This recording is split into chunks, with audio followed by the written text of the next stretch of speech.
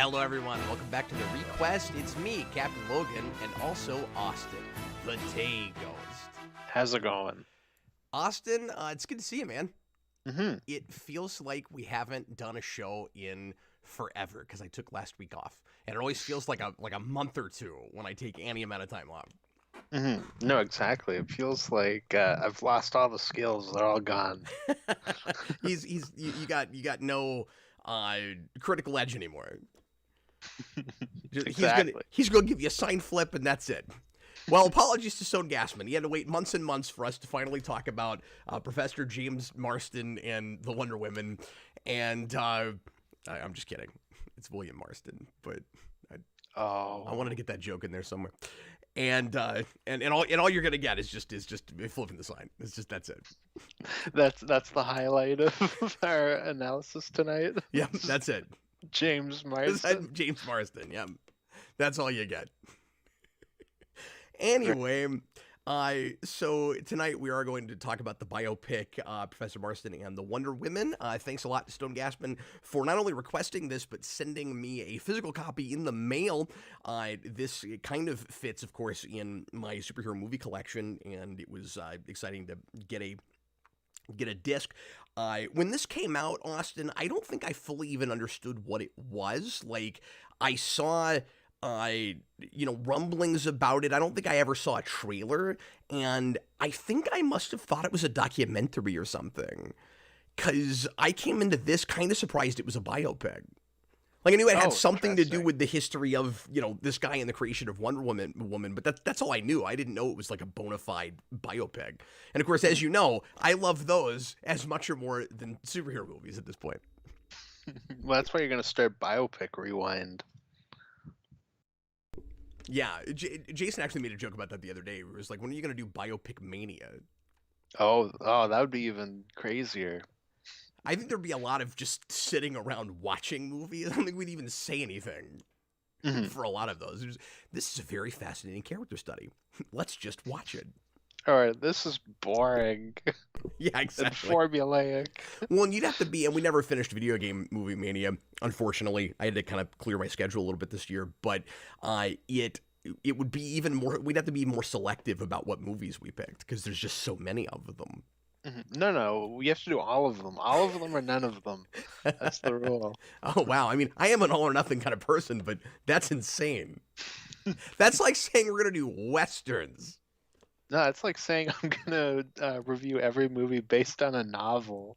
Yeah, no, that's true. I was going to say even Western is a little bit more specific, because biopic is not really a genre so much as a format. Like, yeah, exactly. Now, I will say, it feels like a genre much of the time, because there's absolutely a kind of biopic formula, or maybe 3 or 4 like real kind of clear biopic formulas.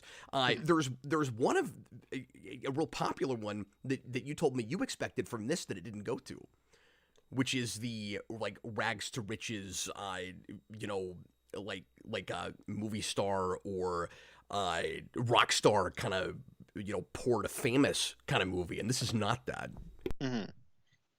Yeah, I just go into every biopic about somebody that made something famous to just be a rock band biopic. Just assume it's plugging in for the formula that Weird Al parodied in his biopic. And Walk Hard did. I think that's what... No. Walk Hard's the actual movie. Oh, I don't know what the parody is called. I know what you're talking about. Walk the Line's the actual movie. I don't know. There's one of them. I think you're right. I think it's Walk the Line and then Walk Hard is the parody. Is the parody. Okay. Yeah, you're right. Because Walk the Line is just that formula, like, plugged in, and people love that movie, and I don't, but... Anyways. I digress.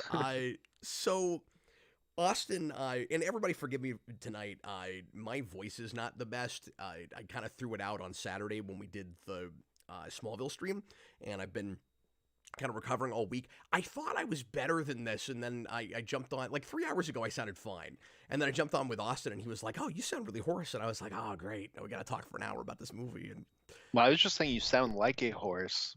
Oh, thanks, man.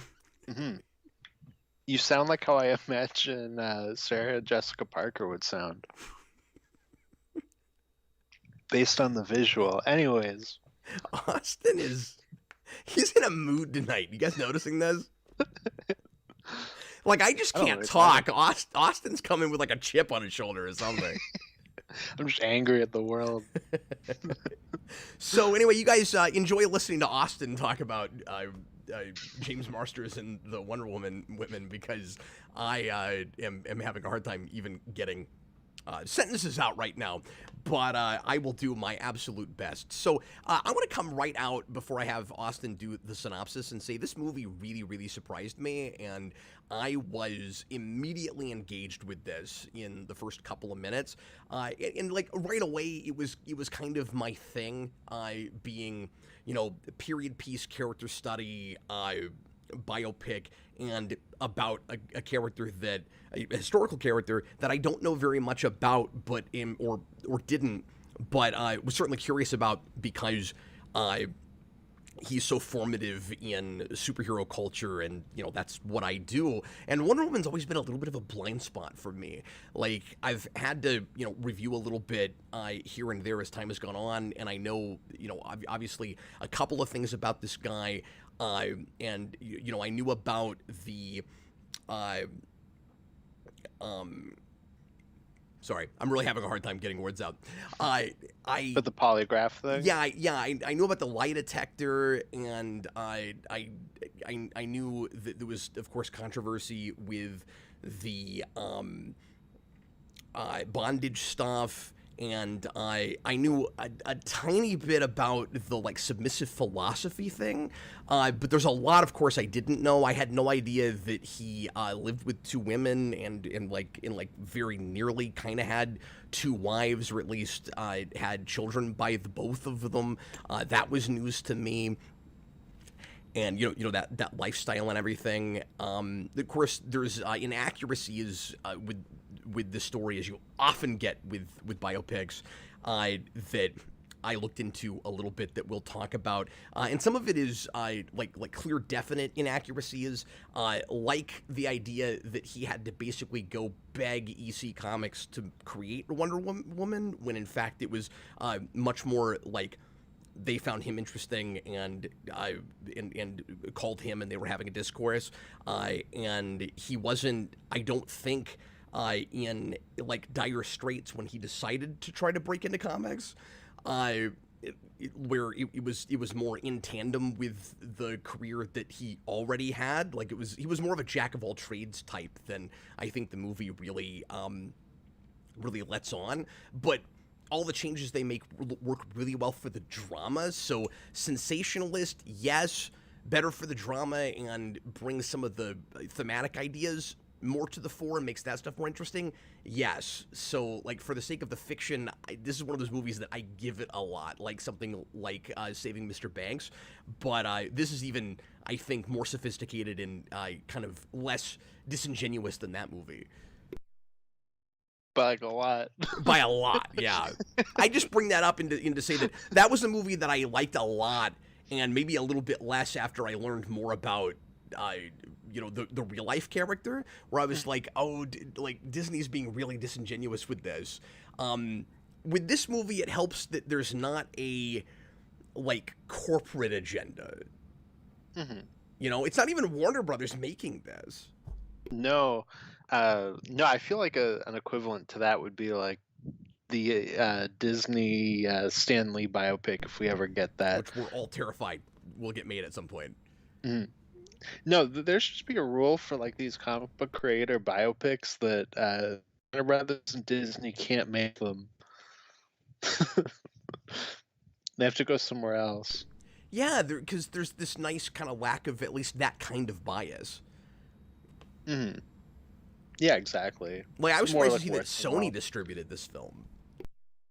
Yeah, I think they're just distribution. I don't think they didn't make it, made it, but they did distribute it. And their name was all over the, the logos at the beginning, and I was like, oh, weird, because I'm probably not the only person that sort of expected that it must have been put out by Warner Brothers. And then, the very first frame of the movie, you're getting. You're getting like pictures of comic books, and they're not straying away at all from the that IP. Hmm. And I don't know if there's like a special permission they had to get or if it just falls under fair use, but I would assume there's some kind of a special permission thing. Probably, I would think so. No, I always just assumed that this was WB because of that stuff. It's not like something like they did a Tolkien biopic, and you can really tell from the trailer that it's not made by New Line or WB because they can't use like iconography from the movies. They have to kind of reinvent it.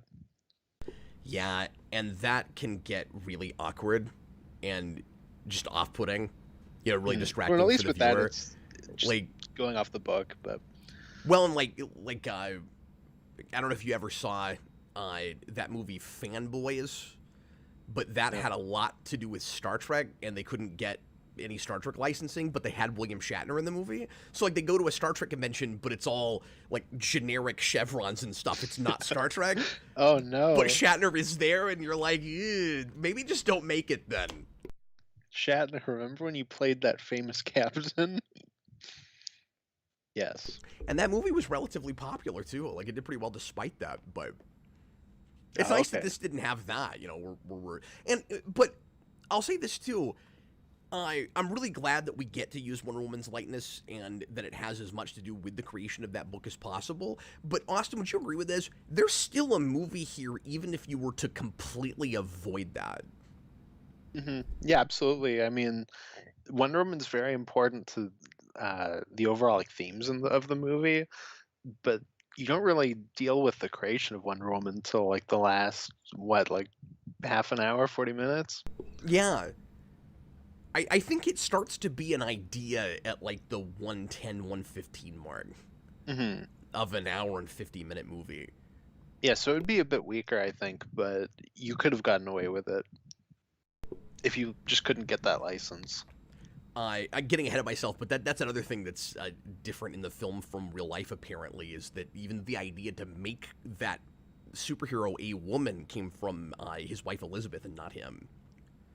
Oh, okay. Interesting. Which I was kind of surprised to find, just given his philosophy and given how he tried to use Wonder Woman as, intentional propaganda, which is a word he uses in the movie, and I kind of respected them for going that far and having him discuss it that way.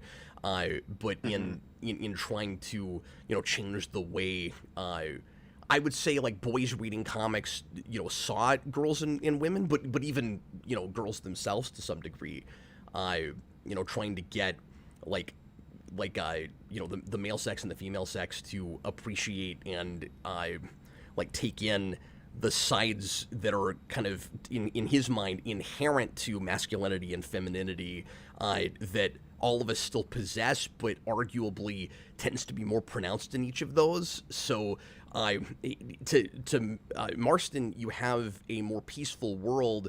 We would all get along better if men could learn to be more submissive, and if women could learn to be to take charge more. Mm-hmm. Well, and then it's interesting that they chose to have him call it propaganda because we're also dealing with the seduction of the innocent stuff. Yeah, or just like pre-seduction of the innocent. Mm-hmm. Yeah, because it's just before that. But yeah, because it's in still... the 40s. It seemed like a witch hunt before the witch hunt. Mm-hmm. And I also kind of wonder how much he actually dealt with that. Yeah, I'm not sure. I don't know a ton I need to about look that. more into him because I looked up his wiki is about all I had time to do, and I was like, there's a lot of things the movie gets into that is not being discussed in his short biography. Mm-hmm. Well, it could just be one of those things, where when you're making that movie, that's just around the corner, so you kind of hobble it into the story, but I don't know for sure.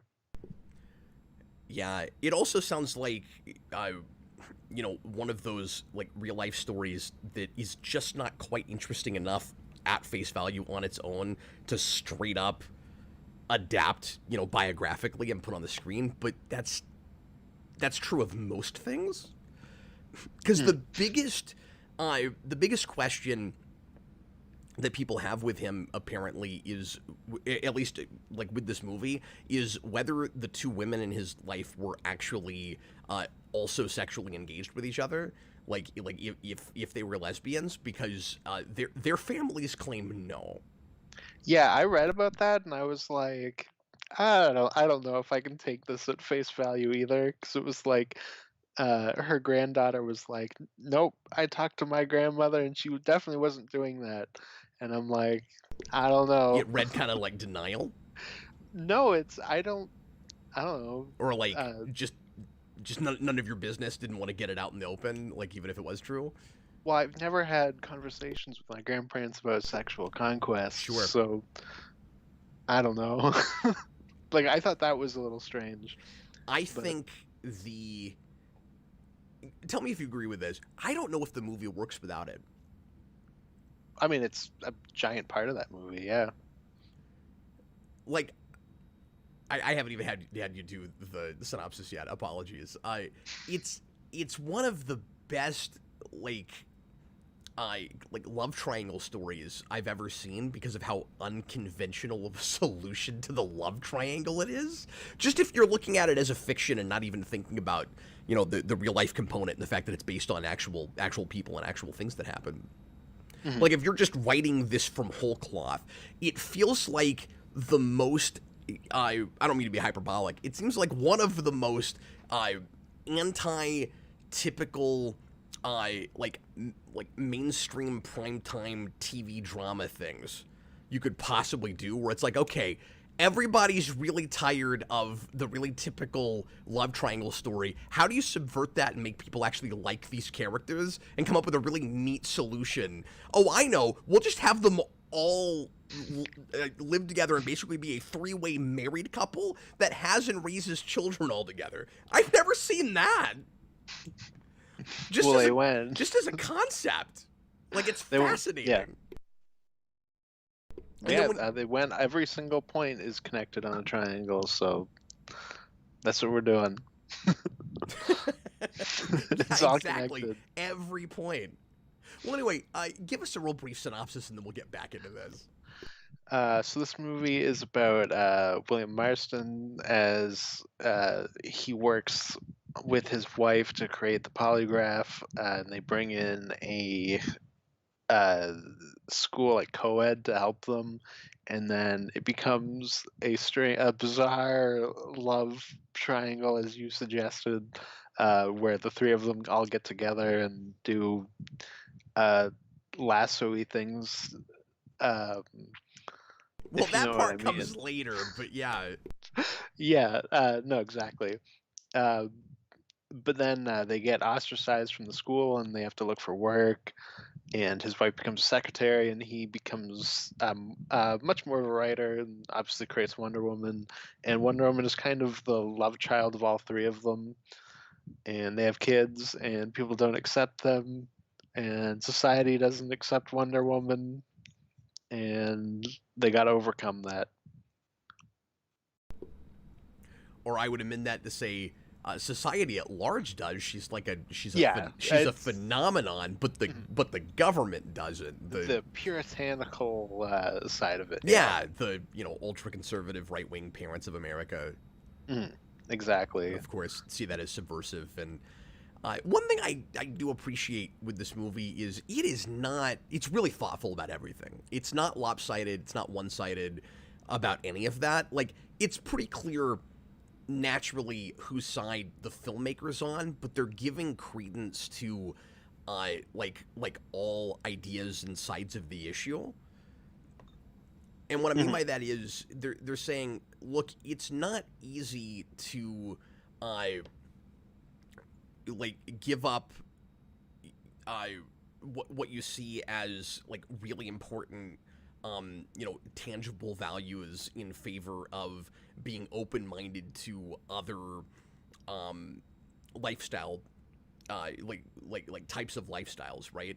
So when you get the woman that's kind of leading the witch hunt, saying, but you know, you're basically doing this social experiment, and it's and the people you're experimenting on are children, I like the movie does not vilify her for saying that. There's a perspective there. You can kind of understand why conservative parents would have been afraid of that kind of thing, because it's not.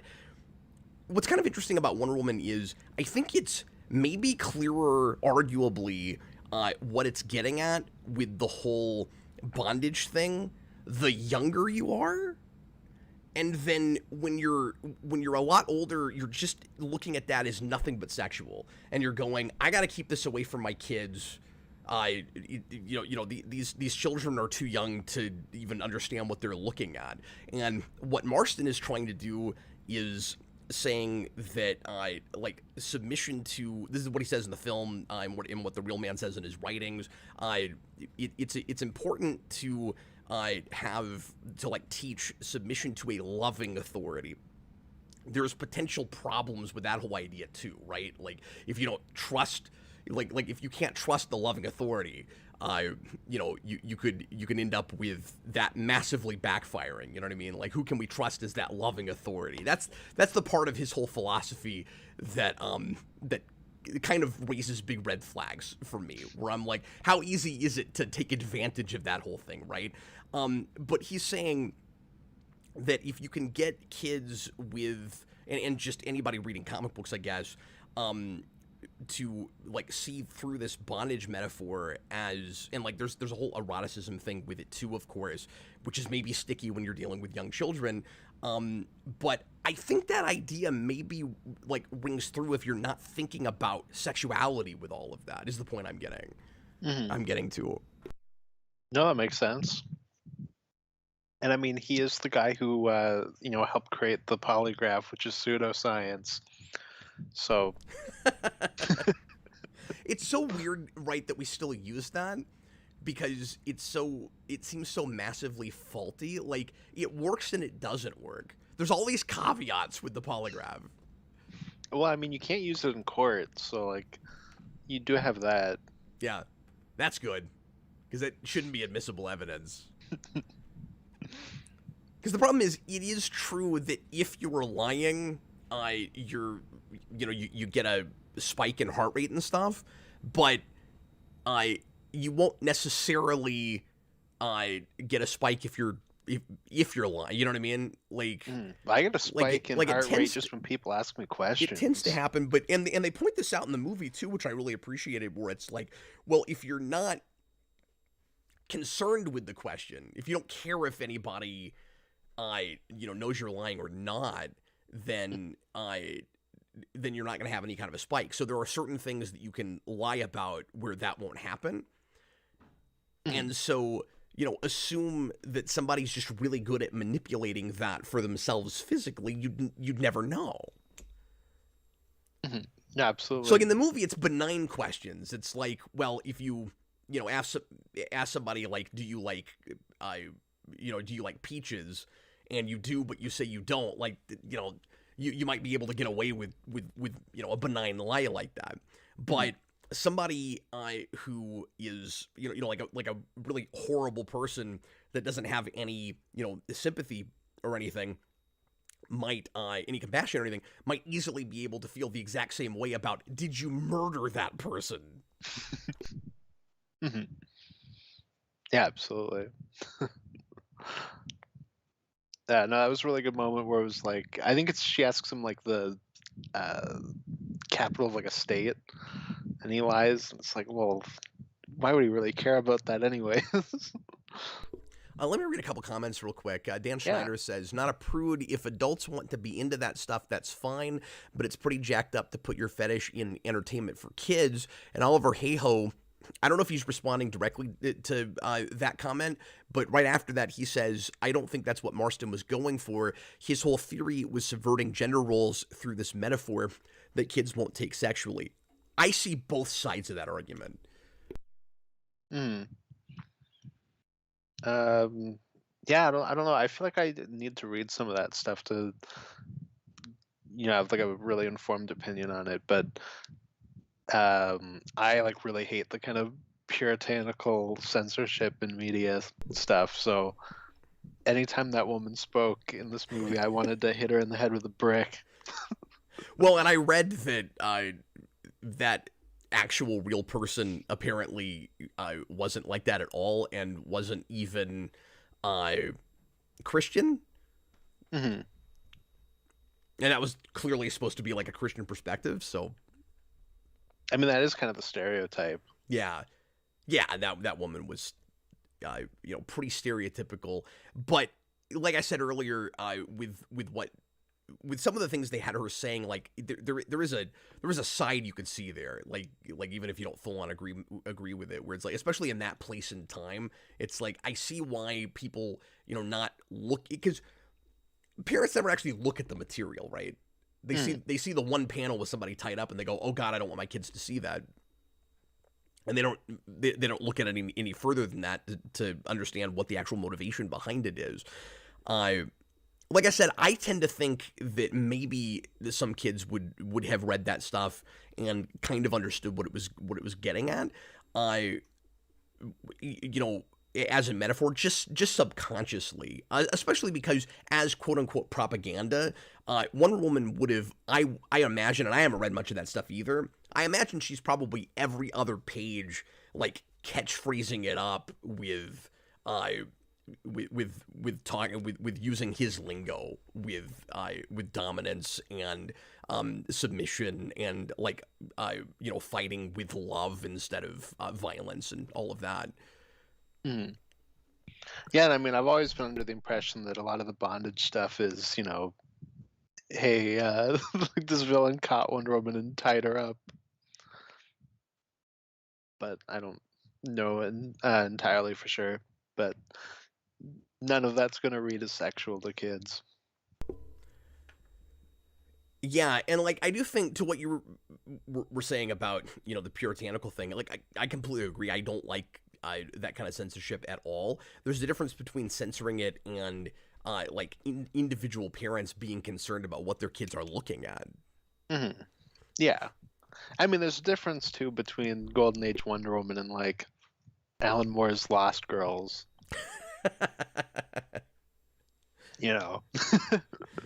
Yeah, like it inarguably wasn't pornography, but in the film, when you get that scene where his wife is looking at some of the things he's inspired by to go with that, and is like, this is pornography. Like, yeah, the stuff they were looking at was, mm-hmm.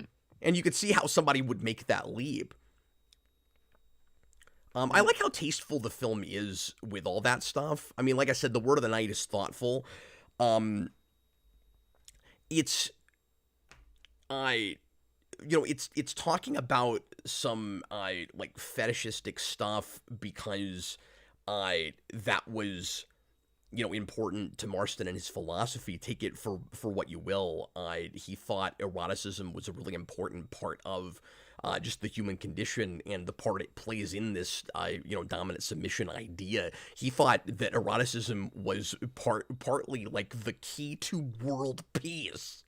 It seems like, which is fascinating. Mm-hmm. But I like that the film itself doesn't shy away from eroticism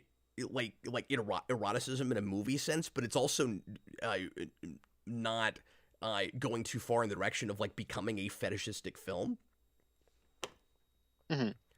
Yeah, absolutely. And I just appreciated how adult mature it was about all of that in 2017. Like I could have seen it going easily in either direction, where it shied way too much away from that stuff, or where it reveled too much in it. Mm-hmm. Yeah, no, absolutely. And I mean, that's stuff that I find uncomfortable, but I'm so with the characters that I don't want to see them get torn down. Yeah, absolutely. So, Austin, Mm-hmm. how did you feel just about the dynamic of the like triple couple? Like how much did you buy that coming together the way it does? particularly with Olive in the way she comes in and reveals that she is in love with Elizabeth and not with William. I how much of all of that were you buying and on board for it? Yeah, I was buying it, absolutely. Like I said, a lot of the, especially like the weird sex stuff, I was like, this is uncomfortable to watch, but like I like these characters. Um, and I don't know, I thought the entire romance with them all worked. You know, you're going to be surprised when I say this, maybe, Austin, but the film puts it so well into the lens of these three characters, where I'm seeing the world very much from their perspective, that I did not find any of that really off-putting. As maybe I would if I wasn't with those characters the way I was. Like, it was such an interesting character piece that I kind of fell right into it, and then it didn't seem really odd or weird until either I was thinking about it later or when other characters would walk in on them. And also, they're all this is one big complaint I do have about this movie. They're all idiots for not being a lot more careful about just hiding, what they're doing better and keeping people from walking in on them. Like, I get that it's the 40s and the cliche is everybody keeps their doors unlocked, but yeah, not when you're doing that. Well, so uh, I thought that seems funny, and like the door is not locked, so they walk in. But at the same time, it's the door to their bedroom, not their front door. Like, it is weirder that somebody just walked into their house, like went to their room and opened their bedroom door. I guess that's a point too, but yeah, I mean that's true. But I would Like, that's also weirder than not locking your bedroom well, door. and they also had their. You pointed this out when we were watching it. They also had their windows wide open. Yeah, like you can see like grass outside. If anything, I was thinking in that moment it would have made more sense if she saw them through the window. Something you got to keep in mind is that they've already been fired and lost their livelihoods and have had a real hard time putting a life together before this. Wouldn't you be paranoid about getting caught? Yeah, but like I said, I don't take a giant issue with that because, like, I don't know, it maybe lock your front door, but like I don't necessarily think anyone really locks their bedroom door like that. I don't know. Maybe that's just me. Yeah, but they didn't lock their front door either. No, I know, but why is that person walking? No, I'm with you there. No, it's Like, not. I don't know. The bedroom door wasn't a big deal. It was the fact that the front door was not locked. Hmm. Yeah, no, that woman's just a horrible person. I would be paranoid about that. I can safely say I've never done that to just like a neighbor. Just walk in and be like, "Hello, neighbor. Whoa! How's it going? I'm in your bedroom now."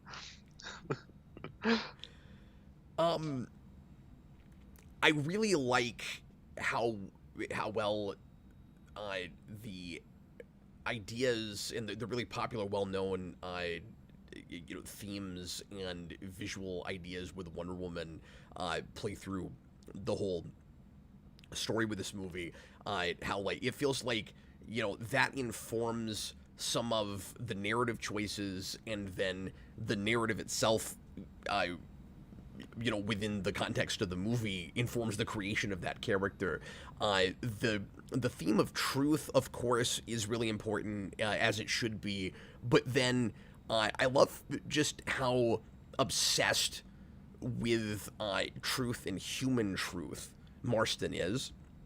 Mhm. And I think that was the big thing that made him really sympathetic for me, even if he's got some kind of out there ideas that like I'm interested in, I'm curious about. I think he's onto something, but I don't think he's necessarily all the way there. Mhm. No, absolutely. I mean, he is very much a guy that is, coming up with things, but they're not necessarily all right. Like I said, with the polygraph being pseudoscience, but he believes in his ideals. Yeah, the way they keep using, I mean, especially Marston, but like the three of them, the way they keep using the polygraph to like inform decisions they all make about their three-way relationship is kind of screwed up.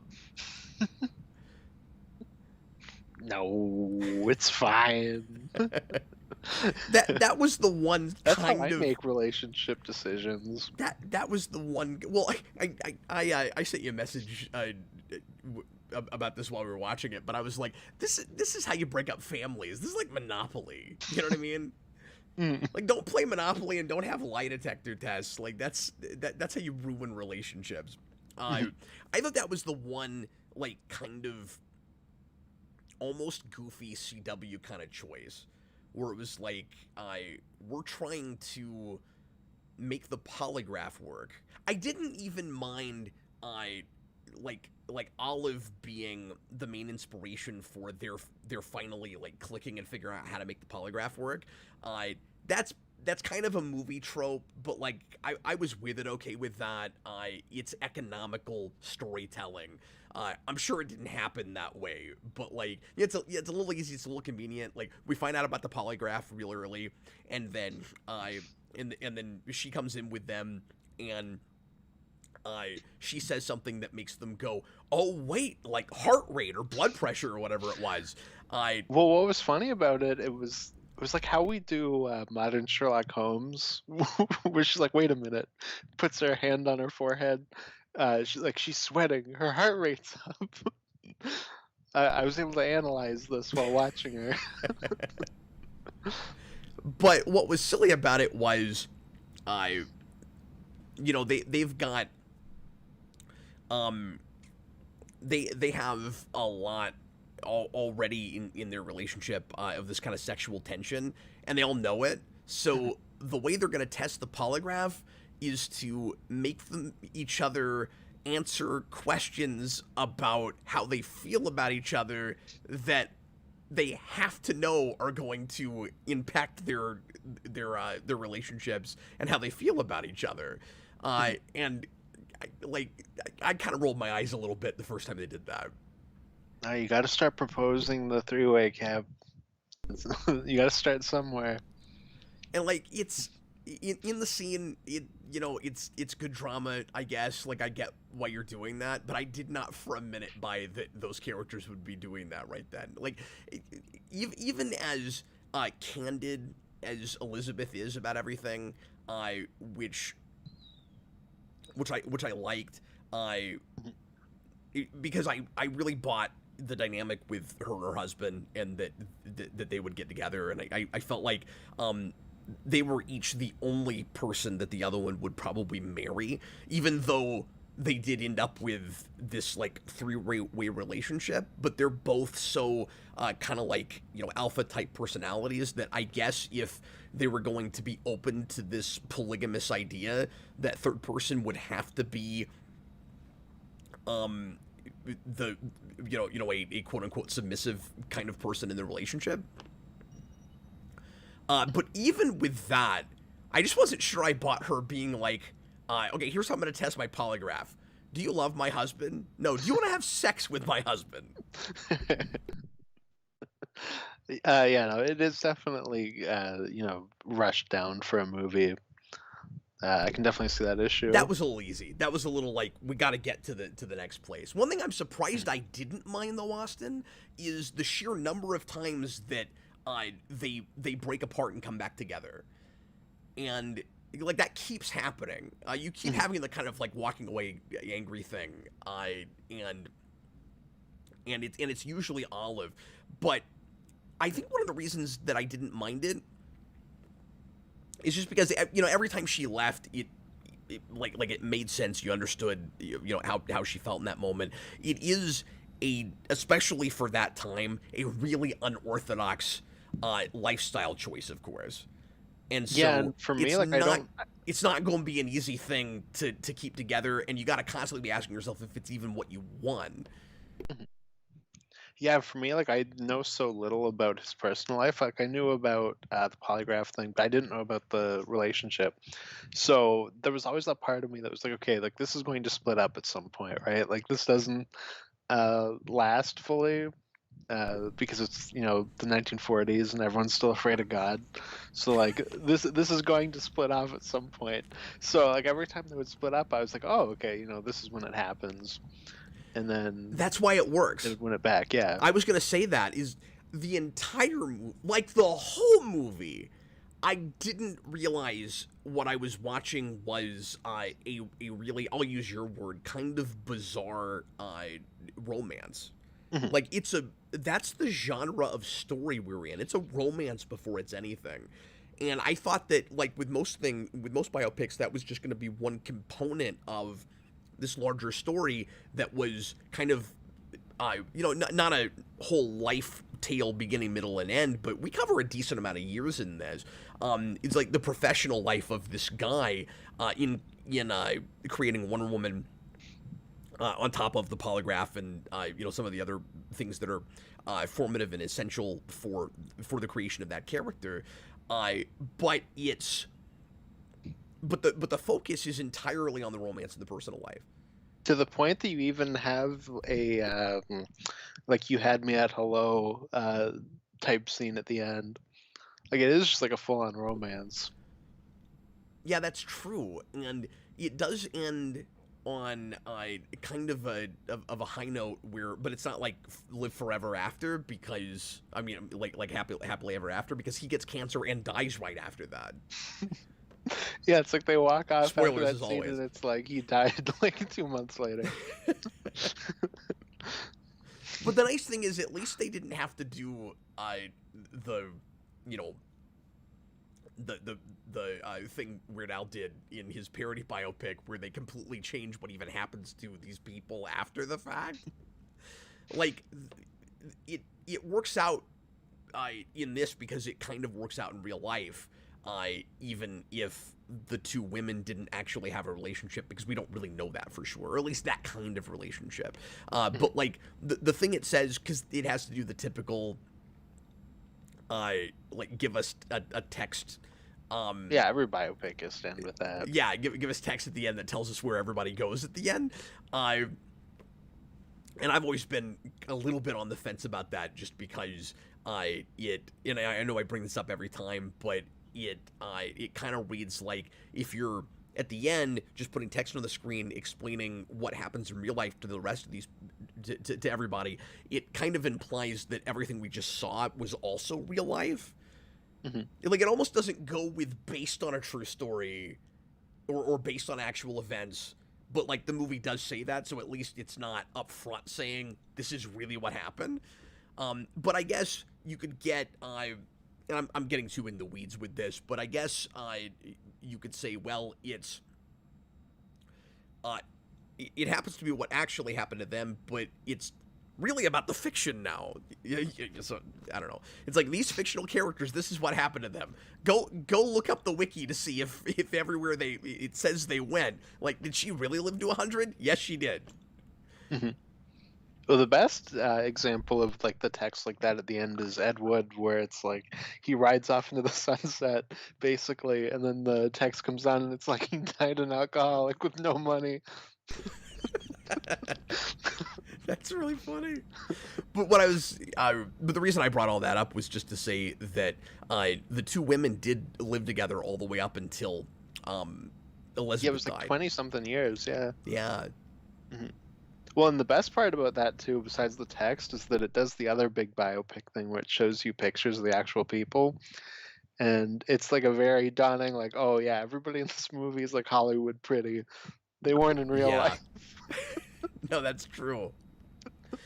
And yeah, there is some of that Hollywooding stuff, but maybe a little bit less than you might expect. Like it gets pretty raw in places, and it's not an idealized, 40s, which I appreciate. Yeah, no, and you have like a killer cast Yeah. that like does a really good job. Rebecca Hall, Luke Evans. I can't remember the name of the woman who plays Olive. And I know I've seen them all in things. Mm-hmm. Yeah, Rebecca Hall is the woman in Iron Man 3 that was supposed to be the villain. Oh yeah, that's right. And she's also in Godzilla versus Kong. Bella Heathcote. Okay, and I think this is the only movie I've seen with her. I feel like I've seen her in something. Mhm. I I do think it's kind of ironic that she was in 50 Shades Darker. Oh no. Given some of the themes of this movie, and in the same year. She's got a style, what can I say? Oh, I know where I've seen her. She's in Man of the High Castle. Oh, okay. I've never seen that. Which I've seen the first season and a half of. Mhm. And Luke Evans, of course, is in The Hobbit and Dracula Untold. So clearly this is his worst film. Exactly. He's been in so many great films that this goes all the way to the bottom. Exactly. Austin, talk a little bit about the kind of coincidence that this comes out the same year as the Wonder Woman film. No, that's just one of those things that's fascinating. Like every now and then you'll have something like that where you go like, oh, it's really weird that these two movies came out together. And this is one of them, where and I think only like a few months apart too. Yeah, I don't know what month this came out. Yeah, I think I read it was like October, and the Wonder Woman movie is like July, I think. This is October, yeah. Mm-hmm. It's like they're not even that far apart in the year, but it is crazy that when we make a Wonder Woman William Marston biopic, it's the same year as a Wonder Woman movie that has like none of that bondage stuff in it.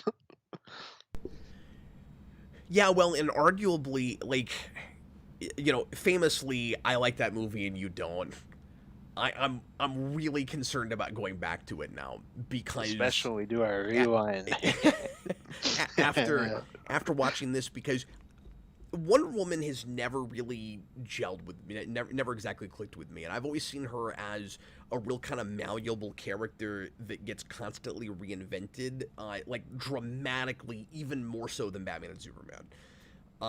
Where there's kind of this core principle to each of those characters that typically, no matter who's reinventing them, we're still kind of keeping. Like, Batman's always got that vengeance versus justice thing. Superman's always truth justice in the American way. Wonder Woman's always truth generically.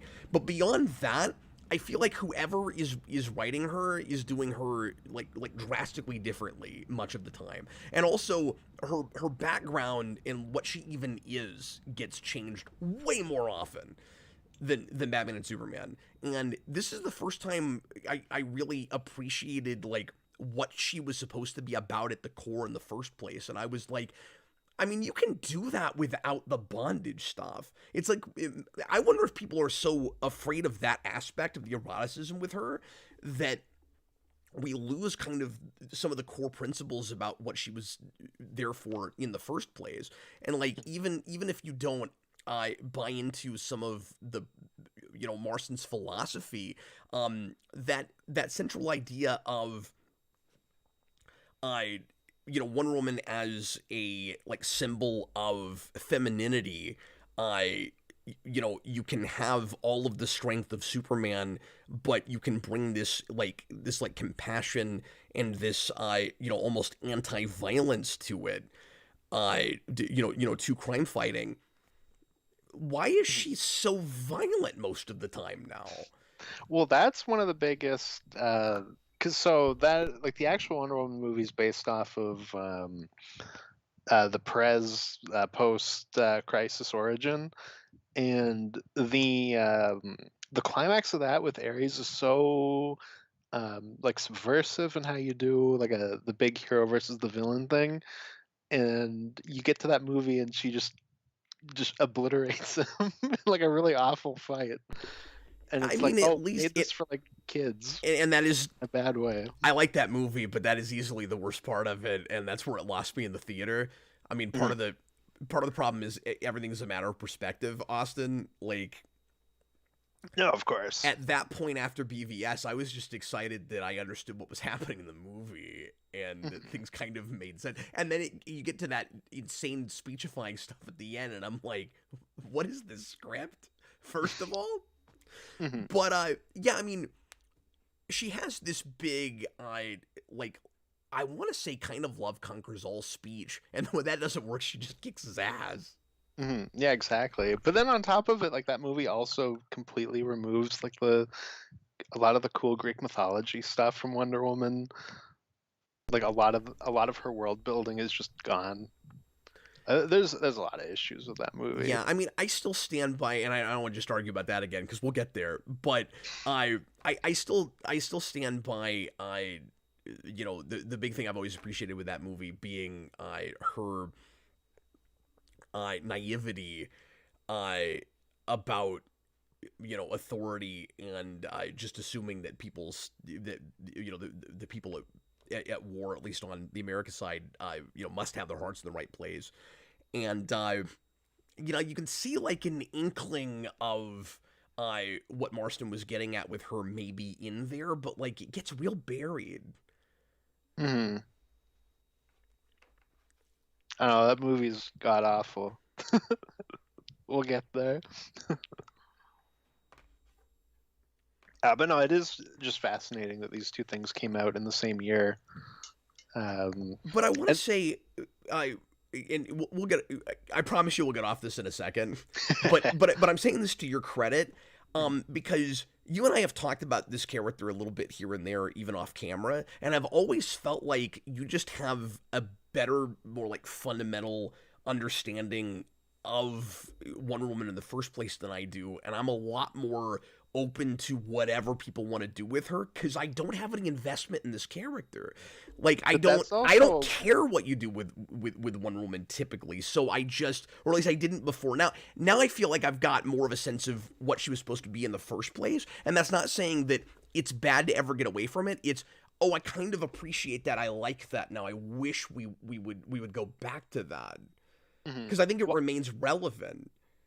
but I also got into Wonder Woman in the comics like a little bit after the second movie came out. I've just always hated that movie just on the merits of that movie. Okay, that's fair. And then I read more Wonder Woman comics and I was like, okay, it's worse. It's worse than I thought. Sure, fair enough. I Well, again, we'll get there. Let's go ahead Mhm. and read these couple of super chats we have. Yeah. Brightburn's $2 super chat. I don't know why he's quoting Seal, but he just is quoting Kiss from a Rose, and that's a Mhm. super chat. Well, it's because William Marston sealed the deal. Can we cut that? I Can we start I over? don't, I don't understand why you're allowed to say that, but you wouldn't laugh at my James Marston's joke. I don't understand that.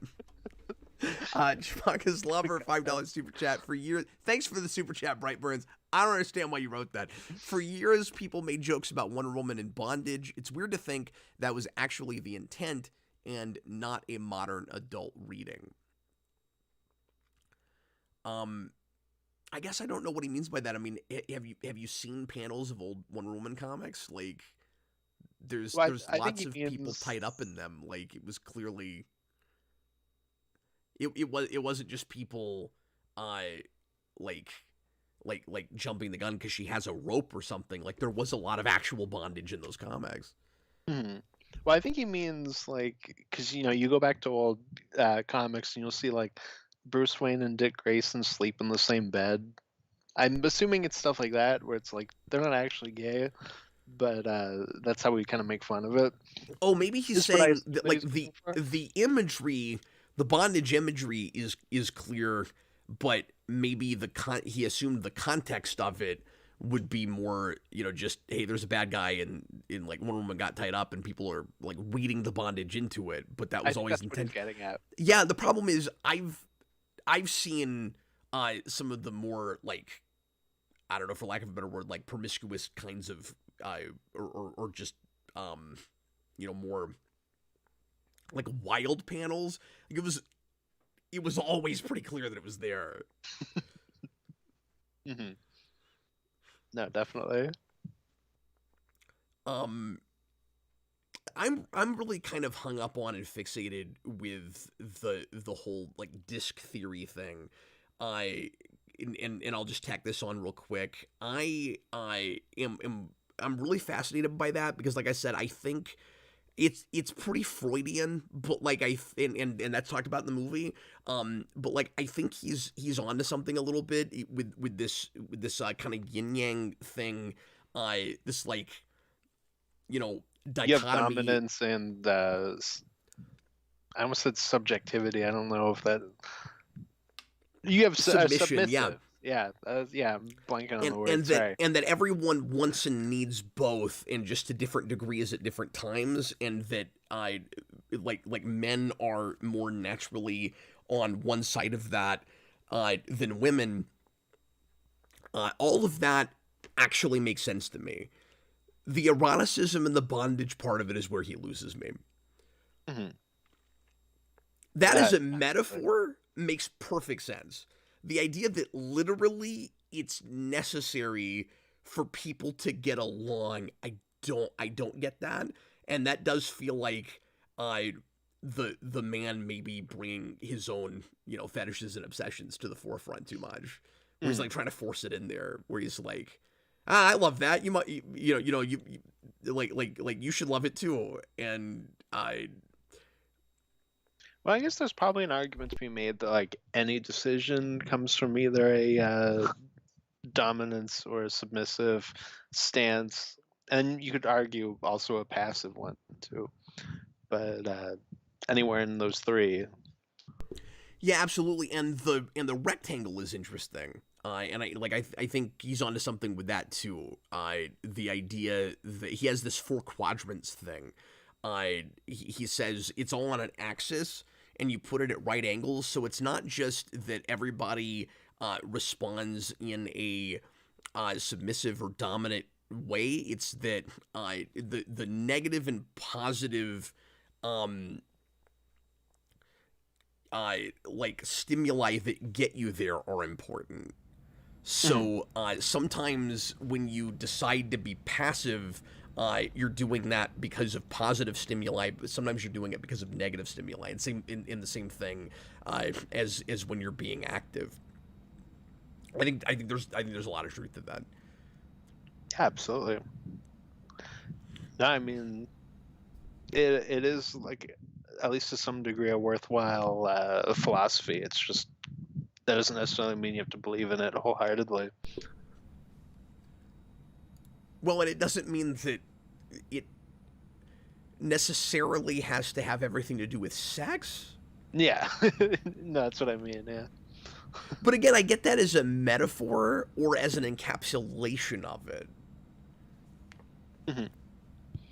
Yeah, I guess maybe his idea was that if you boil that idea down to its barest, bones, it's just sex because that's the creation of people. I think you're right. Know. I think it's that at our most well, it's a good litmus test because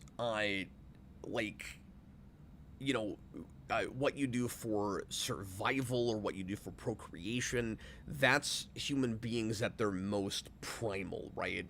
So you can see the human condition, like the things that we can't help but get past, on full display when you're either desperate to eat or when you're like an animal in heat or whatever. Mm-hmm. Yeah, exactly. But I also think what he was we just all are as apes. But I also think he was just a little too fixated on it. Mm-hmm. Like you can see why he lost people. Yeah, absolutely. Bob the Hun, $5 super chat, not passing judgment, but he wouldn't get away with that now. Oh, naturally. Creators have been canceled for allegedly putting their fetishes in kid shows recently. I don't know. I've seen What If. I don't remember all the examples because it's been so long since I watched that. But I remember watching it being like every episode, like there's some weird fetishy things, and this is somebody's fetish. The only one that I flat out remember that was aimed more at adults than kids too, but like families. The only one I remember is like the weird Hulk inflation scene, but I don't remember the other ones I had. It's been too long. Everyone puts fetishes into everything, though. You can quote me on that. And then he just put in another $2 super chat and said in some cases it wasn't even confirmed. So, like, of course, I don't think you can hold people from decades and decades ago to like modern sensibilities and expectations exactly. It doesn't change like basic right and wrong, obviously. But and of course, you know, back then it looked weird and people were raising eyebrows at it, and so, you know, we can question what the man's motivations were, or what the I can't even say motivations, because I think his heart was more or less in the right place. I think he just overthought it maybe, and I connected it too much to this bondage idea and wasn't really thinking so much. These are kids we're talking about who probably don't even need to be thinking about sexual stuff this early. And like I said, I think, you know, not to go circles, but again, I think like seeing people, you know, tied up in these books, the kids typically are not going to be going in their heads to that sexual place. Like I think it might play okay as a metaphor, but it is a really strange choice when you know that that's primarily the group that's going to be looking at it. I think you could be you could make the very same point about the importance of submission to and not in a sexual way, to a loving authority, if that's what Wonder Woman is supposed to be preaching, without, you know, all of that bondage imagery. Absolutely. Which reminds me, one of my favorite scenes in this movie, and The Nice Guys is one of my favorite movies, and I love the bit in that where they're talking to the one girl, Amelia, and they're about how she made a porno to oust the like motor industry. And they're like, oh, okay, but you had, like, they keep fixating, like, okay, but you put sex in this movie. Like, it's supposed to be like a movie with a message, but you put sex in it. And there's a point where she breaks, and she's like, yes, it was for commercial appeal. I love that when he's breaking down Wonder Woman to his two wives, basically, and it's like, okay, so it's gonna have like all this feminist agenda stuff, but she also like flies in an invisible jet in his silver bracelets for to deflect bullets, and his response is basically that, like, yes, it's for the commercial appeal, and that's great. Also, no, that was a fun scene. I did think it was weird that Olive was the one of the two of them that said you need to change Wonder Woman's outfit. It's preposterous because it's clearly based on the outfit that she was wearing when they were in that weird like bondage place. That's probably why, because it was like a weird sex outfit she wore. That's true, like, but just you need to change that. The line and the line reading was a little bit odd to me. I'm nitpicking absolutely when I say this, but she was like it's a really good tight script. I have very few complaints about it, but that was an odd moment because if it was that, Austin, I would think she'd be like, I mean, like, you know what this outfit was based on, and you're putting it in your comic book. Like, remember that time you like tied me up and we had this whole sexual thing? Like, you're gonna put that in your comic book? No, what she says is it's preposterous. Like the first time she saw it was on Wonder Woman, and it's just a goofy looking superhero outfit, or like it's too skimpy or. Yeah, no, that's absolutely fair. And it's not any more absurd than anything anybody else was wearing in comics right then. It's for the commercial appeal, Cap. Commercial appeal. Well, it certainly is that. But Oliver Platt also shows up as just the greatest Perry White of all time. And he's in like 2 scenes, and he's my favorite actor in this movie. He's amazing. He's very great, and he's the guy who runs what is DC at the time. Yeah, and he's kind of the spitting image of that guy too. I looked him up, and he looks a lot like that guy. Mm-hmm. No, I thought he did so a great good. job. He had to cut down the kinky crab, even if it's just 1/3. Cut it down 1/3. Yeah, and then he's like, I tripled it, and I'm like, I tripled it. You're not good at keeping jobs. I was like, what's the metric of counting that? It's just really important to him, Austin. It's got to be all over everything. Hmm. Exactly. Like bondage rope. You're real on tonight, Austin. Thank you. You've not skipped a beat in your wittiness. I really appreciate that. On a night where my voice isn't working that great, I'm really glad you're just on the button.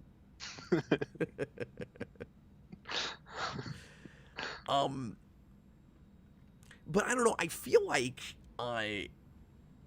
at least, in the context of the movie, maybe this is true with real life too, Austin, that Marston's philosophy, where, he's all about finding the truth in the human condition, not being so concerned. I mean, he's an idealist, right? Like, not be so concerned with what society sees as acceptable and taboo and all of that, and embracing what is natural, at least to a point. You can see how that philosophy would get you to some kind of questionable choices, like fetishizing Wonder Woman in the way he does, where it's like he's completely unapologetic in being in love with two women at the same time, for instance, and he's completely unapologetic for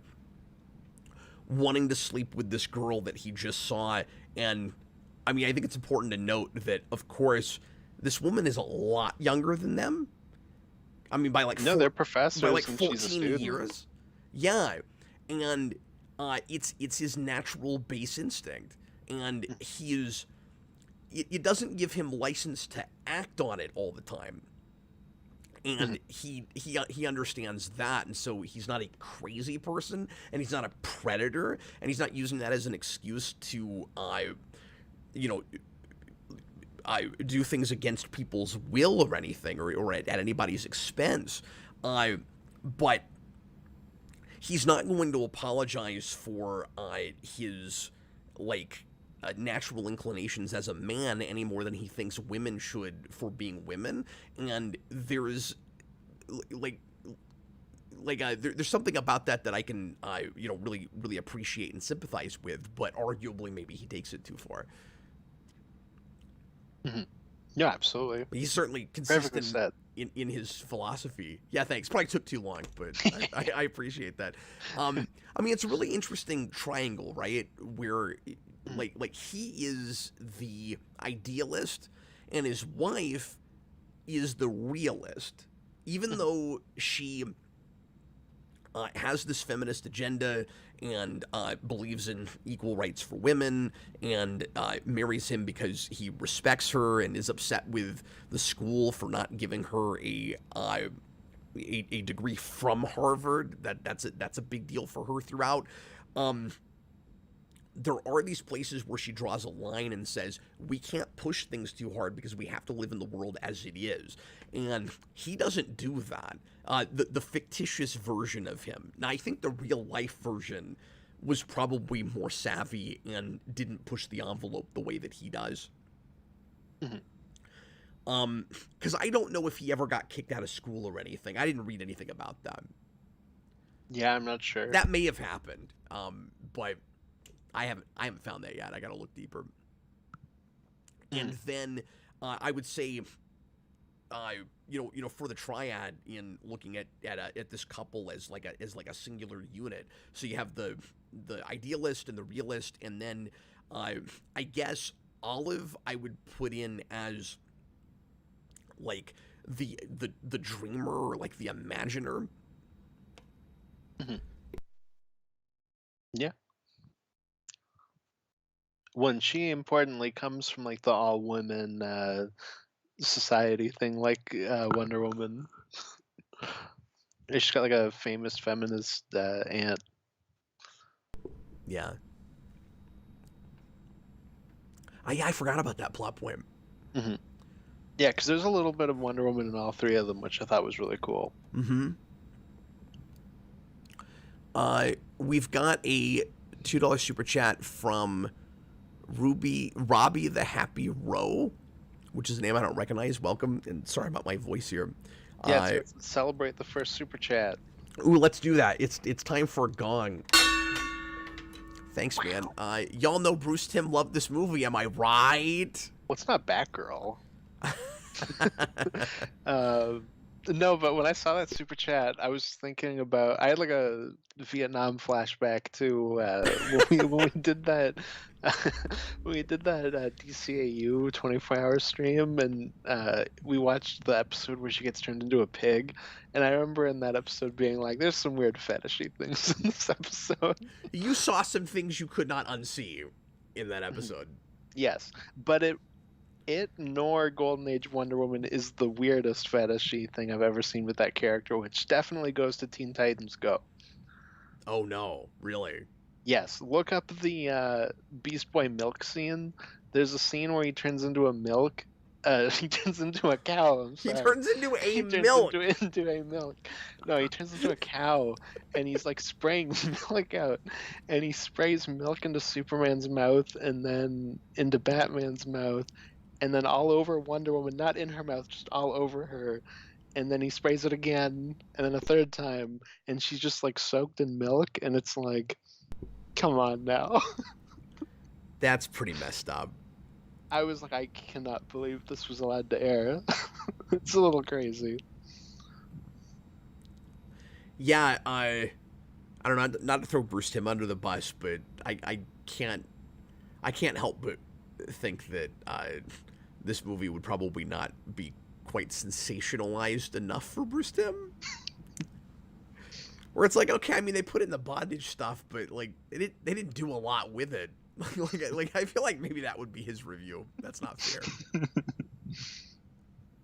We should get him to direct and Paul Dini to write, and then make it about just the two of them combined into one man who is Professor Marston, and then one of his wives is Barbara Gordon, and the other wife is Zatanna. Yeah, you can't make that movie now, even in animation. But you know, I'm dreading the day that on the Superhero Rewind commentary project we'll have to do Harley Quinn. But the one thing that I am looking forward to with that is just having to watch you in absolute agony watching that movie. Oh yeah, I don't think I've ever actually made it through that movie. I think that will be funny for me. And then I'm gonna be sad because Swamp Thing shows up in it. Oh, that's right, he does. Well, at least it's not Man Thing. At least they don't ruin your favorite. That's true. Yeah, because I think, isn't the villain in that the Floronic Man? Yeah. He's a big part of... I wouldn't have been able to come up with that name right here, but yes, that is who it is, now that you say that. Oh, Floronic Man's one of the most important characters in DC Cap. He's played by John Glover in Batman and Robin. Come on now. Oh, I'm sorry. Is that who that's supposed to be? Yeah, it's supposed to be the Floronic Man. I didn't know that was actually a comic book character. Mm-hmm. Wow.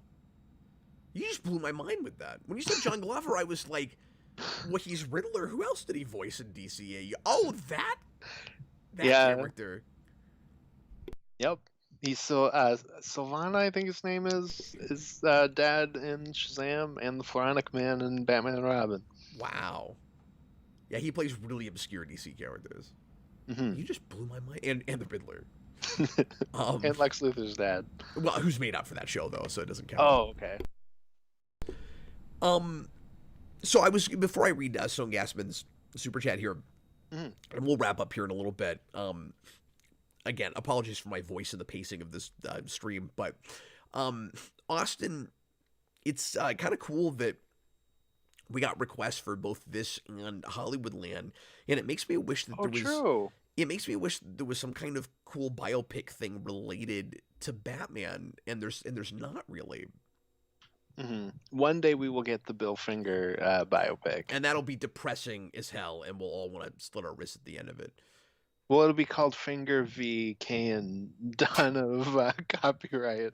Have you ever seen the Bill Finger documentary? No, I have to. It's excellent. Mm-hmm. But after seeing that, I was like, oh, don't make a biopic. I'll cry. Like, I just want to be able to handle it. That's why you gotta do it as like an Ed Wood style biopic where you just the entire movie is like, ah, shucks, like I'm gonna keep going, and then you end it with like Bill Finger died in poverty. He died 4 years later, impoverished and with no money to his name, and it would be another 35 years before he got a credit on Batman things. And then it'll say Bill Finger created by Bob Kane. Oh no. And Bill Finger. That's not funny.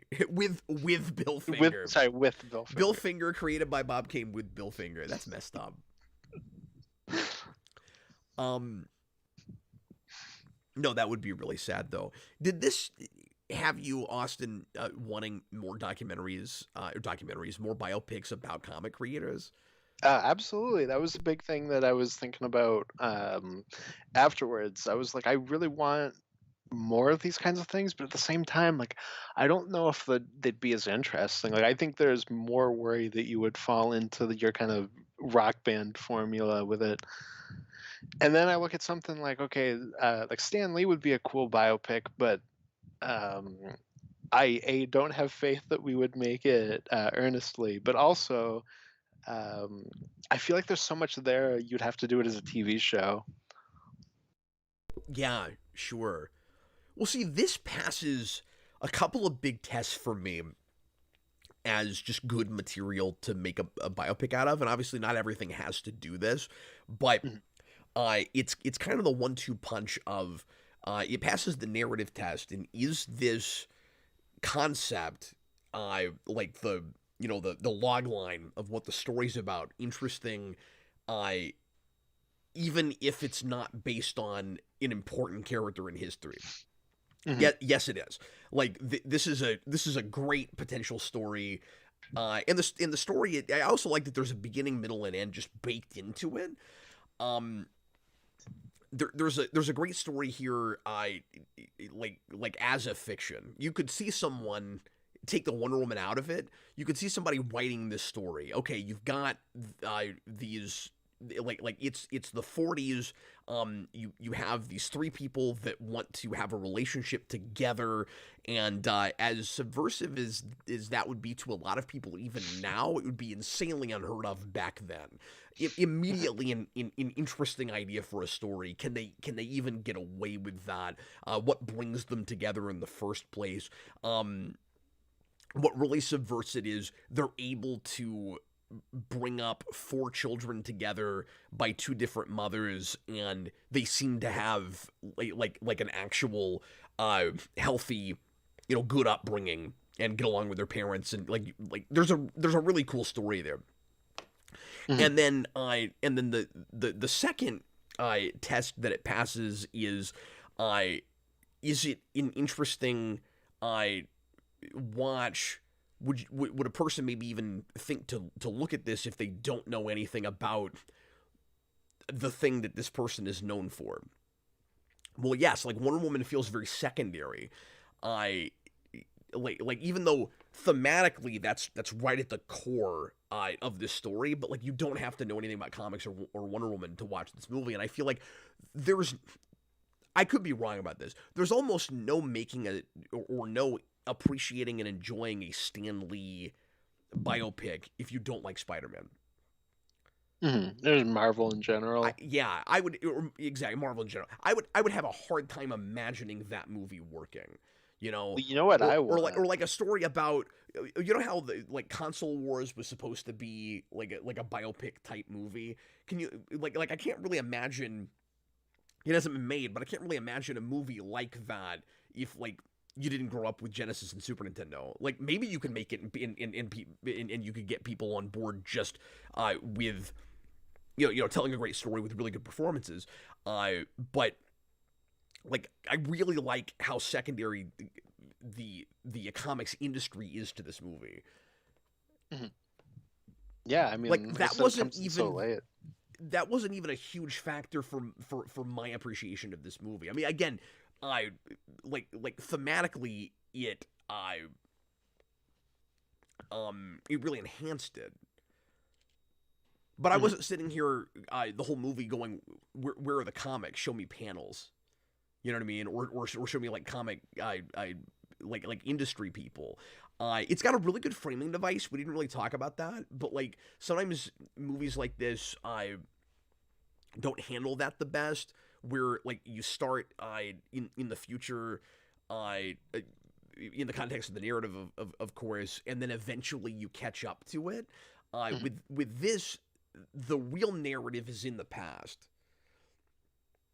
and so that's just a framing device, and intercut really well, throughout. Like sometimes to create like double entendres and layered ideas.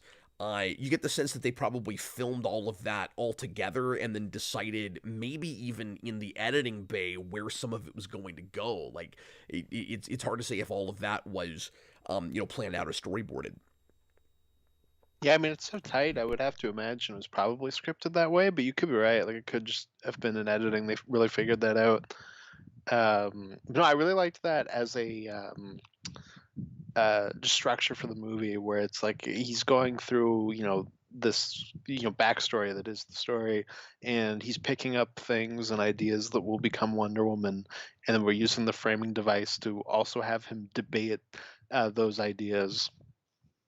Yeah, none of that felt gimmicky or cheesy either in that kind of Smallville way. Hmm. Yeah, exactly. Like even the Wonder Woman, kind of pseudo bondage costume, I bought all of that. It also didn't look too much like the Wonder Woman costume.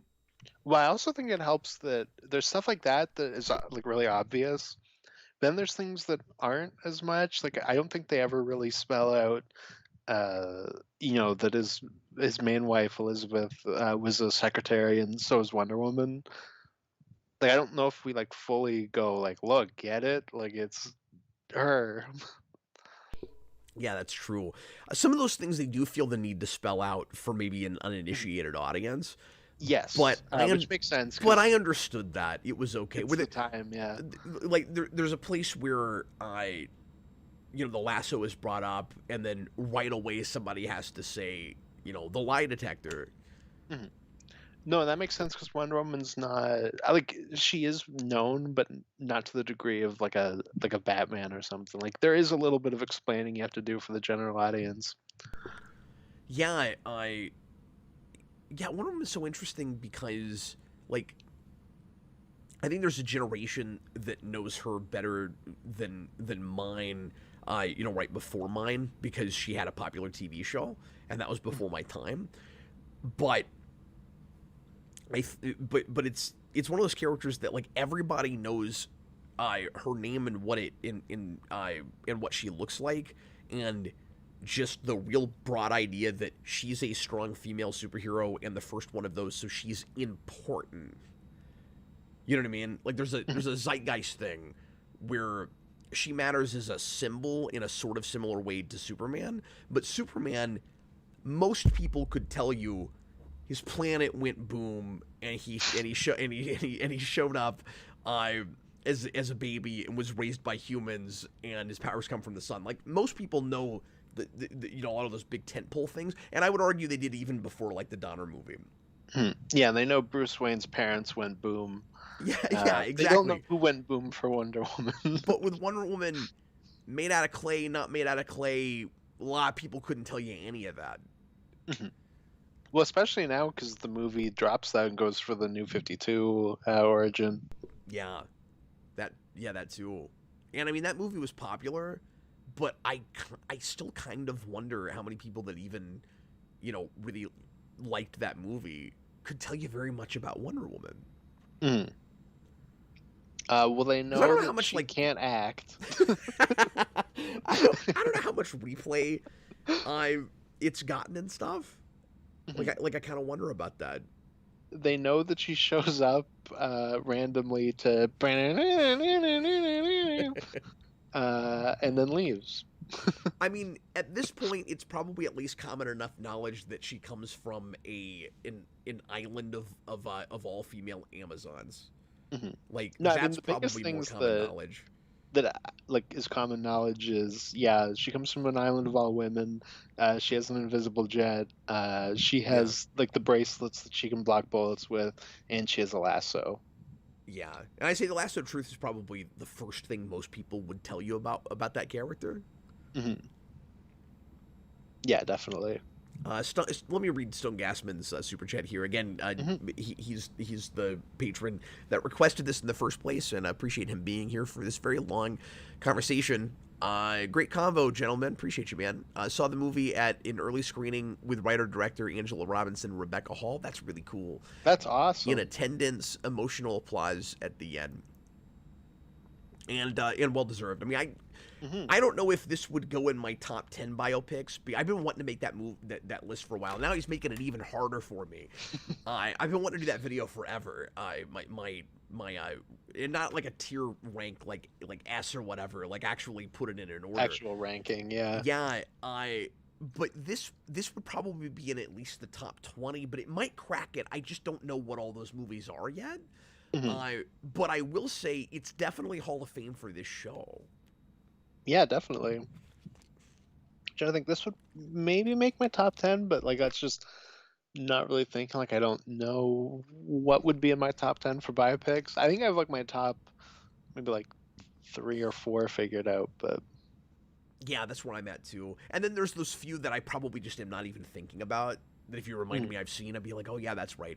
Because I think I've seen in the last decade like an alarming number of biopics. Mhm. Like I've really gotten into that again as almost like a genre. I would love Yeah. to if I had the time and I was writing scripts again. I'd love to do biopic rewind. I think that'd be so cool. You know what the biopic I really want now though after this is a Steve Ditko biopic that is just like a film noir where he narrates the entire movie and is all about him putting it can be like a spiritual successor to this. Like it can talk about him putting his objectivity, I think is what it's called, mindset into comics. And then your big like evil villain at the end can be Alan Moore making Rorschach and trying to be like, look how evil that is. That's what I want. Well, that sounds like a bit of a pipe dream. I gotta be honest with you. Yeah, but how awesome would it be?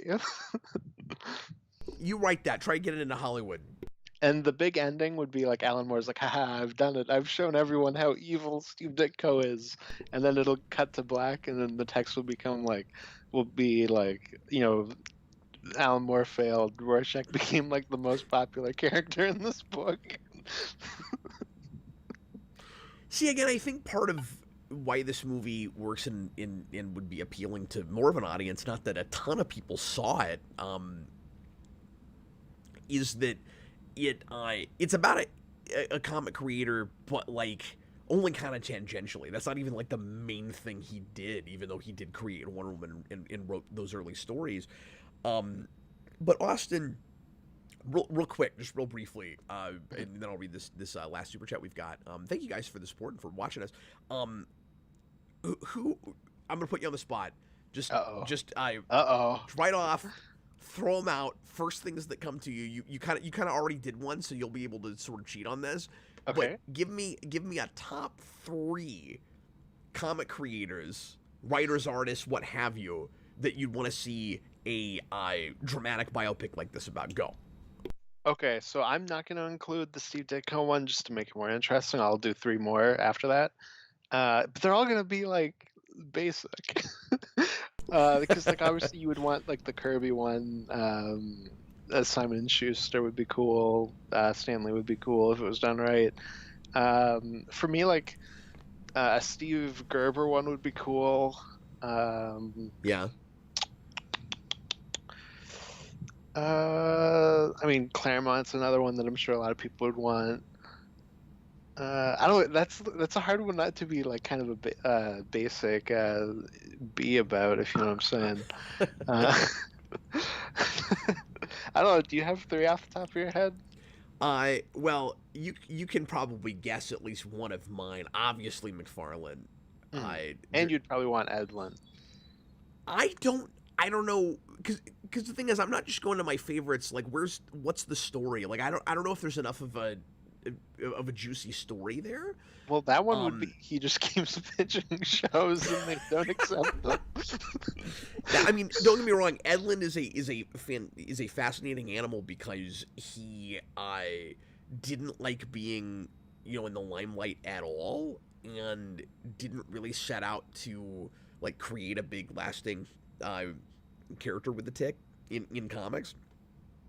Mm-hmm. He's got a really interesting philosophy on life too. But another one that comes to mind is Jim Steranko. Oh yeah, that'd be cool. Steranko's fascinating. He's got a really Starlin interesting would background. possibly be cool. Yeah. Oh, that one's like probably one that ends tragically because then he gets screwed over by the end. Yeah, that's true. And really, just that's a lot of these comic creator with McFarlane. stories. Like, don't even make it just McFarlane. Do like the original Image founders, like the movie, and make it a. Oh, you know what you do? You make it like and I mean, I know we're really sick of these in superhero movies, but you make it like a team building movie, right? You make it like you make it like these 5 or 6 guys, all with that opens with their own like individual stories, like where they are in life, and then by the like middle of the second act, they all come together and create Image. Mm-hmm. Well, now that you said like that, I want Jim one. Lee is a player, and Rob Liefeld is a player, and all these guys. I don't know. I think that could be fascinating. Well, I want one called The Fraud, and it would be the story of Rob Liefeld. Oh no. No. I just had. Oh, this isn't like a person, but my third one would be Morrison. By the way, they're like, you can't tell me that wouldn't be interesting. Sure. Well, I want a movie that just has the Gandalf versus Saruman fight, but it's Alan Moore versus Morrison, because they both think they're wizards and they both hate each other. Oh, Peter David too. Although that might be Peter David would be great. Might be kind of a sad ending also. But I mean, he's still with us and stuff, but he's been having financial issues for years and years now. Yeah. This isn't a person, but I would love a good EC Comics movie. And just bring this guy back. Yeah, bring Oliver Platt back. Just bring him back. Although that guy's technically dead when the like interesting stuff happens at EC, but his son would be there. Oh, really? Okay. Yeah, because he goes off from what is DC here, and he creates educational comics, and then he dies, and his son takes over, and his son is the one that like really goes off with like the horror and science fiction stuff. But I mean, if you did something about this guy, you'd get, Superman and Green Lantern, and like the really early days of all of that.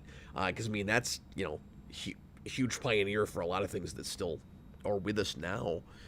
One of the big things that's different in reality, and I'm just bringing this up because it's interesting, not really a criticism about the movie, but it is kind of interesting that the movie doesn't get into Marston's like Hollywood connections at all, because apparently he had a script, and I don't know what it was called or what it's about, I can't remember, but he had a script sold and made into a movie as early as 1913.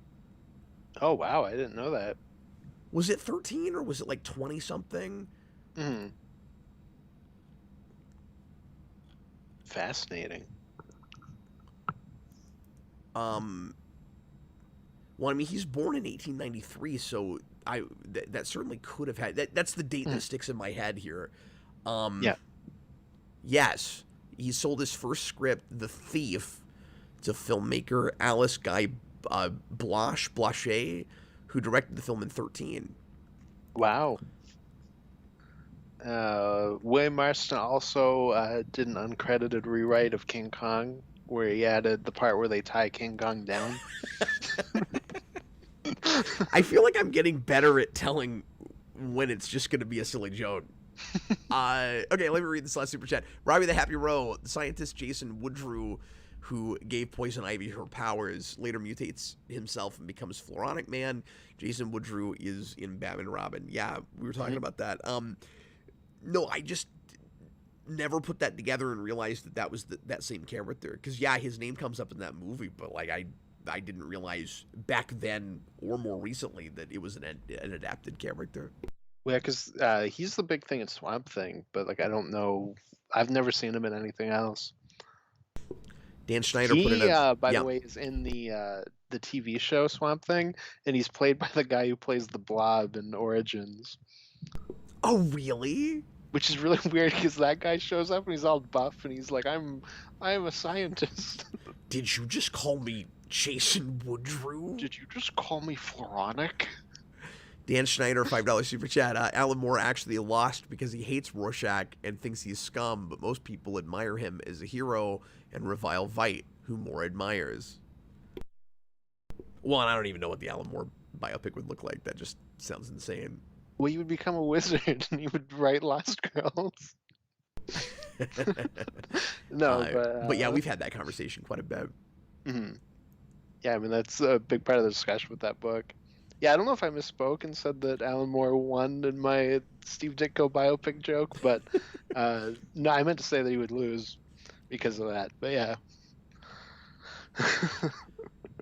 I always think it's fascinating when that comes up, Austin, because there's nothing in that book that suggests to me that the book itself is really on Veidt's side. Mm-hmm. No, I mean, I think the best part about the Watchmen book is that I think you can kind of come at it from any position. I don't think, like, in the text it's super like, this is the good guy, this is the bad guy. And no, but he is played off as like having a perspective. And maybe I'm bringing my own biases to it and like my own morality to it, I guess. But like, I always thought that it was played as a like really horrific what he's doing. Well, that's what I'm saying. Like, I think the way the book plays it is that you bring your own morality to it, and whether Veidt or Rorschach is the villain is what you bring to it. But I think that's why a lot of people come out of it saying that Rorschach's the hero in that situation because he's the only one that's against killing millions of people. But well, that's a good point because everybody else goes along with it. I mean, at the end of the day, it's your justifies the whatever. I'm blanking on the term. I'm sorry. No. It is the question of virtue ethics versus ends justifies the means. Absolutely, that's the word I was thinking of. But yeah, there is with Watchmen. Now we're just reviewing Watchmen again. With Watchmen, there's an ambiguity at the end to what happens with the quote unquote utopia, but it never read to me as an ambiguity as to whether what Veidt did was horrible. Where like and again, maybe I'm just bringing like my own biases to it because it always felt like to me like everybody that goes along with it is still horrified by it, but like what else are you gonna do? Like you're maybe having to look like you're justifying or like to yourself you feel like okay I'm like going along with this horrible thing I'm like justifying it, but the alternative is what, like destroy this utopia that arguably maybe is going to make the world look better, at least for a while. If you didn't have the panel at the very end with the Rorschach journal, all of that is a lot more ambiguous to me. Yeah, definitely. Watchmen's a complicated story. It is, and that's why I love it. Anyway, unless you watch the movie or the show or any of the sequel books. We've been going on far too long. I really loved this. I thought it was really excellently done. Absolutely, it was a really good biopic. And as I always say, particularly with something like this, I think it's more important. I said this to you off camera, Austin. I think it's more important that the fiction based on the true story mines human truth than it is that the movie, like a documentary, portrays historical truth. Mhm. And in looking at like in looking at what really happened, or at least just what little I've read so far, um, versus what's in this, it's not like the Queen biopic where it's like, oh, real life is so much more interesting. Mhm. Like, why didn't you just do that? There's a degree of like historical fiction that I think you need to make the story work. Mhm. I just think it's really justified in doing that. I mean, it's probably more in line, I guess, and obviously it's not as like fairy tale about it, but in terms of what you're saying, like something like Rocket Man, where like it's not like super far off, but obviously they make choices to make it more of a story. Yeah, I mean, if it's true that those two women weren't lesbians at all, then I that would be a pretty big departure. But Mhm. the fact that it's a question mark before it's, well, they probably weren't or they probably were. Mhm. Yeah, exactly. Yeah, and at the end of the day, it's one of those like, it's none of our business anyways. No, But absolutely. for this movie, I think it makes sense and it works. Well, anyway, we're gonna go ahead and get going. Thanks a lot for watching, everybody. Hope you enjoyed the show. I'll be back probably tomorrow night for the Captain Logan show. I may question that if I still sound like this because it might be hard to get through a whole 2 hour show. But the plan right now is Friday night we're gonna try to have our now second annual Christmas party. Me and Austin and a couple of other folks. Um, but we we may put it off if I still sound like this because that party probably won't be any fun. Uh, at least for me. But so I'm gonna play things really by ear, and also my wife is getting closer and closer to delivery. She's pregnant, and her due date is January 4th. But she could deliver at any point right now. So we're playing things very kind of, up in the air, fast and loose the next couple of weeks. And of course, we're coming up on Christmas. So happy Mhm. holidays, everybody. If this happens to be the last time I see the, 12 of you that are watching right now.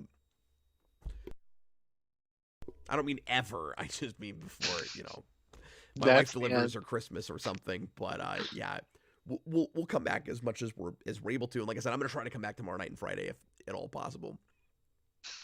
I feel a lot better than I sound right now, guys. Like, sorry, what are you I'm laughing about? sorry. The best part about it is that you like start a sentence and sound completely normal, and then as you're talking, it's Yeah, I just like, run out of steam. and then you take a breath, and you come back, and you're like, and yeah, okay, anyway, so we're gonna be, it's gonna. Uh, I guess I just need to use shorter sentences. sorry. No, you're fine. No, it's just annoying because like I feel fine. I just sound awful. Mm. I know. I'm sure that's really frustrating. Yeah, it's annoying. Like Robert's like, hope you get well soon. Like I feel fine. I just Mm. can't talk. It's like there's some bondage around your windpipe. Rutgers level, will you guys be able to do the Ultimate Avengers review? So we decided not to do that this week because we wanted to make sure and do the Christmas party in case Sarah delivers early, and we can't do that next week. And if Sarah still hasn't delivered by then, the plan right now is to try to do that show next Friday. But again, very up in the air. I can't tell yet. So we'll do that real soon, certainly. Anyway, appreciate you guys. We're going to get going. Austin, any final thoughts, sir, about Uh, anything at all? um, no. Oh, what are we doing next week? Oh my goodness. If we have requests next week. I'm so glad you asked. Next week, we're watching a movie that I think came out last year, actually, requested by Ian Nixick, called Babylon. Oh, okay. Do you know anything about this movie? Yes, it's a very divisive I know it's movie. got some major people in it. Mhm. I forget who. Is that a Who's That's it? like Margot Robbie and Brad Pitt. That's right, And I Brad think Pitt. there's somebody else, more people in that. That's a movie that I've heard a ton of people be like, "Oh, I love this," and then a lot of people be like, it's not great, and it's kind of a Boogie Nights ripoff. So, Oh, give me a second. Jojira says he requested a Christmas movie. oh, and Tokyo Godfathers. That's the same director as did that Perfect Blue. Yeah. That's the last one by him I have to see. Okay, he is pretty far down the list, but given that usually we try to do at least one Christmas one, and we'll move things around because somebody requested a Christmas thing. Honestly, I didn't realize that was a Christmas movie. Nor did I. Hopefully, and again, I'm playing things. I mean, things are going to be real up in the air in the next few weeks, so I don't know how often a request is going to happen. So I hope Ian doesn't get upset with me if I move things around. But if that's a Christmas movie, we should go ahead and move it up. And then you know what's going to happen? Everybody's going to request Christmas stuff next year. It's going to be like, well, I'll get my thing earlier. Yeah, you make the rules. To be fair, I do this sometimes with horror movies for Halloween and stuff too. But yeah, we did that quite a bit last year. Yeah, I think Ian will understand if we do that. I'm glad Jajira's in the chat, and we really like that director. Yeah, not to play favorites or anything. That's really great. But given that that's supposed to be a Christmas thing, okay. Well, folks, try not to stack the deck too much. And I'm not saying Jajira did that on purpose or anything, but I mean he was like 2-3 months away. So that's why I kind of hesitated moving it. But I think we will go ahead and do that. No, everybody point your anger towards Cap. I have no part in this. He makes the rules. Oh, have I talked about that before? Chewbacca's lover says I did. I did that on Netflix Roulette. Well, it's not eligible if I've already got a video on it. Now, I will try to watch it again at some point because I don't remember anything about that movie. I didn't even realize I reviewed it. But if I have a video on it, I'm not going to do. Okay, so never mind. We will do Ian's next week unless somebody else has a Christmas thing I don't realize is a Christmas thing. That's funny. Oh my God, it's all so screwed up. I've jacked the whole show up here. It's screwed up like some sort of weird BDSM show. Babylon for next week. Dan Schneider, Cap doesn't even remember reviewing that movie with Eric. He will review it twice. No, I'm going to have Jajira pick something different.